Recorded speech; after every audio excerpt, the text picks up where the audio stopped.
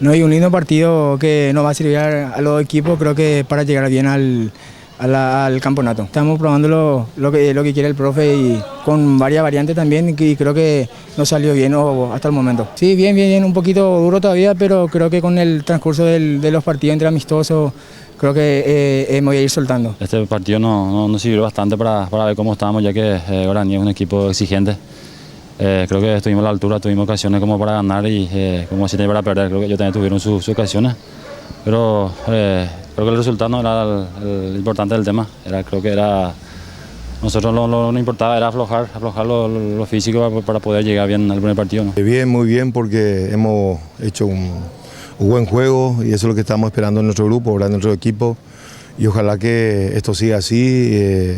Estamos saliendo los trabajos fuertes que tuvimos en la pretemporada y obviamente uno tiene que ir mejorando, ¿verdad? La verdad que sí, en línea general todos cumplieron bastante bien y obviamente ciframos mucha esperanza por este equipo y ojalá que ellos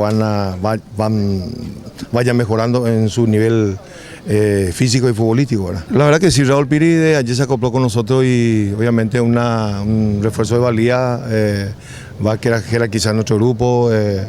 Raúl Piri es excelente persona y como profesional ni qué decir.